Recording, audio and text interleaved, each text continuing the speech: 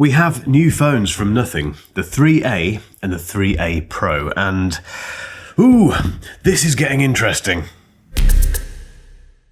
Time for a very quick history lesson. Nothing gave us the Nothing Phone 1. I didn't even note down the year, brilliant. But basically they launched this phone a few years ago, and it was really interesting immediately because it had these flashing lights on the back of it, which were a bit gimmicky, but like I say, interesting. And it had an incredibly competitive price point. Then we got the Nothing Phone 2, which was a bit more expensive. They seem to be creeping up a little bit in price. It was a little bit concerning, but still a very good phone for the price. Then we got the Nothing Phone 2A, which I think is still the best looking smartphone on the market, if you go for the white version, because that looks like something out of Star Wars. Now we have the new A series, which is obviously the 3A. So we have the 3A and the 3A Pro. Now the 3A Pro kind of, I think, replaces the 2A Plus, which was basically the same as the 2A, but had a slightly better camera system and slightly better performance, basically. They are mid-range phones. They have an incredible price. They also have a new button, which isn't a camera control button. It's far more interesting than that, and I think is really doing something that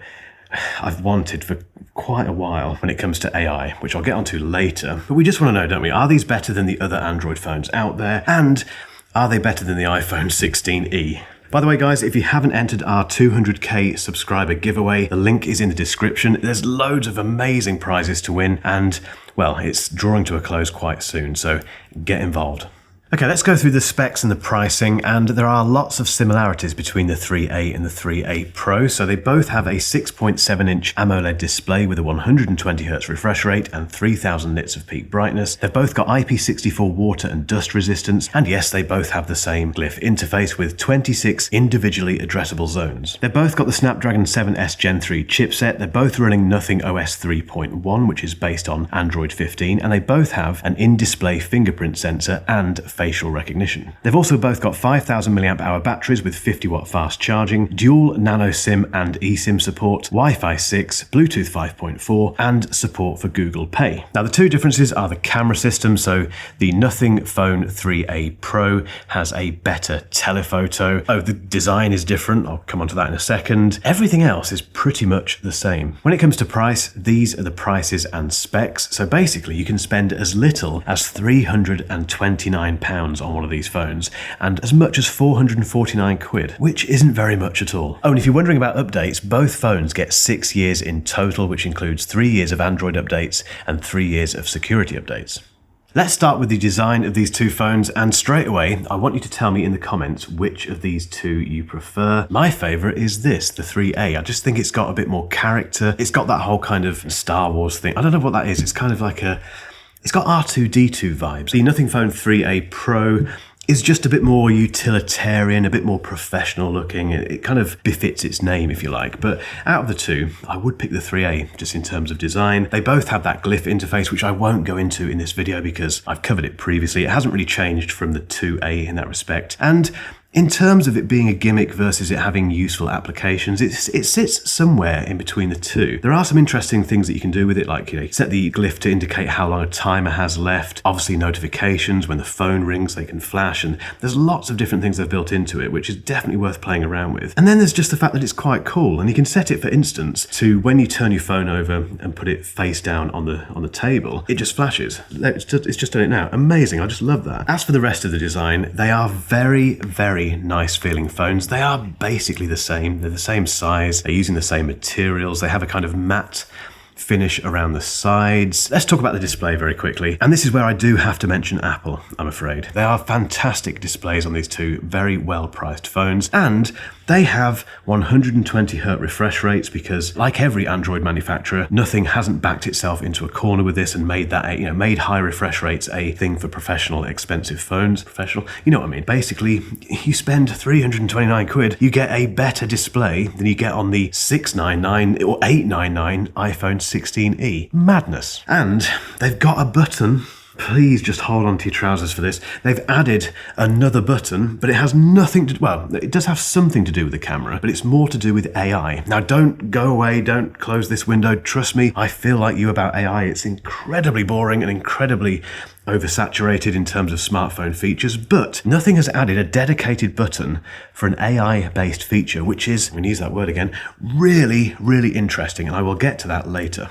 The camera system is where these two phones start to differ, and I think nothing has made quite a sensible, smart choice with this. In terms of the way that they've differentiated the 3A Pro from the 3A, I think makes a lot of sense. Firstly, they both have the exact same standard camera, 50 megapixels, bosh, simple. They both have the same ultra wide, which is 8 megapixels, again, great stuff. The front-facing camera is different, so on the 3A it's 32 megapixels, and on the 3A Pro it's 50 megapixels. But the bigger difference, and the one that I think is pretty smart on Nothing's part, is the telephoto. So the telephoto on the 3A is a Samsung sensor, and it goes as far as 2x optical and 30x digital zoom. On the 3A Pro, it's a Sony sensor, and it goes up to 3x optical and 60x ultra zoom, which may not sound like a lot, but it's noticeable in terms of the reach that you get from both of these phones. The Nothing Phone 3A Pro is just a bit further and a bit better. And yes, it would be great to have 5x optical zoom, because I love that on the iPhone 16 Pro Max and the S25 Ultra, but there is the problem. That feature for some reason appears to be geared towards more expensive phones. So the telephoto basically is where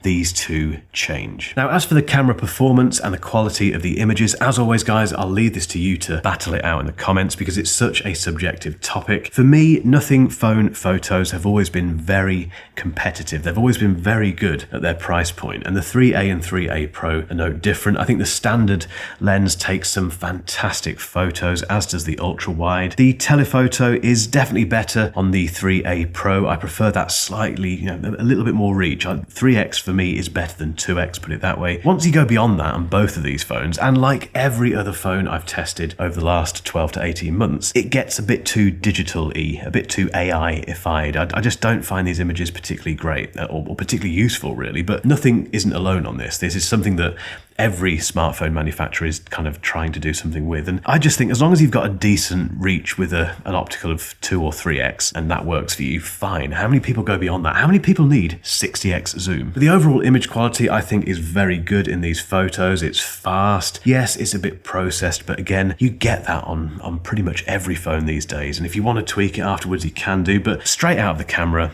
I like these images. Now, I will be doing a 1 week later review when I will have spent a little bit more time with the camera systems on both of these phones, so make sure you hit that subscribe button if you haven't done yet. But like I say guys, let me know in the comments what you think. In terms of video recording, they both shoot 4K at 30 frames per second, so there's no 60 frames per second on either of these, which for me makes no difference because I never shoot at that frame rate, but if that does bother you, then that might be worth bearing in mind. That said, let's keep mindful of the price of these two phones. For most people, 4K 30 is absolutely fine, and I think the footage looks pretty good. Let's talk about performance and that button.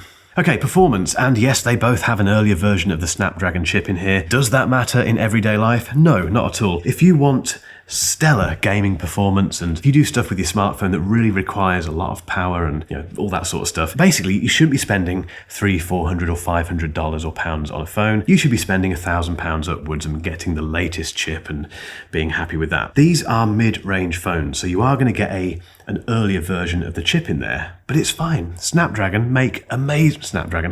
rather, make amazing chips, and I can confirm that because these both have the exact, basically same internals, they both feel buttery smooth, they don't lag, they don't crash, and they run Nothing OS, which I think, I've said this recently, that all the major Vivo, etc., all the major Android smartphone manufacturers, they have their own flavors of Android, and for me, they all feel quite similar in a very good way. They're all very good. The one that doesn't feel similar is Nothing OS, because it's such a unique take on Android, and in this case, Android 15. You can make it look like Android 15, and it can have the same icons and all that sort of stuff, or you can have the Nothing OS look, which is at first a little bit jarring and a little bit confusing.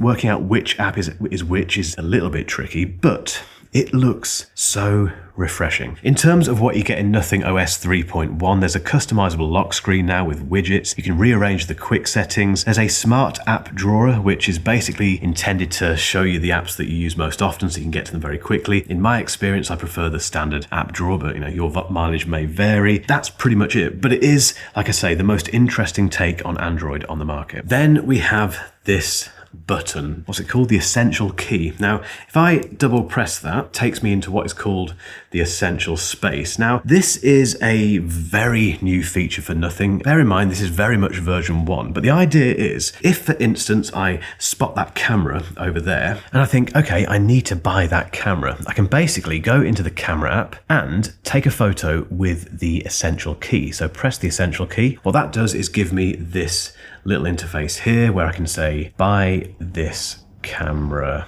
next Friday. Press that button. That puts it into my Essential Space. If I go into my Essential Space, which you can do by going into the app or just double pressing the new button, we can see in my memory bank here, we have that photo of the Sony camera, and what it's doing, it's using AI to summarize that image. So it's looking at it and picking out anything that it might need to pick out. And also it's taking the text that I put in and it's going to do something with that. So it's put in next Friday as the date that it needs to be completed. And if I go into my Essential Space again, I've got a whole bunch of to-dos that I've created just by using that Essential Key to take photos of things. You can do it with websites as well. So if I'm browsing the web, for instance, and I think, ooh, this looks like a really nice little guide for buying a new pair of headphones. Let's keep an eye on that. I can use the Essential Key just to hold down and press like that. I can talk into it, probably just taking what I've just said, but you can dictate to it as well. And it puts everything into this space where it attempts to organize all of the things that you capture throughout the day into a manageable list of to-do items and memories and collections, basically. It very much feels like a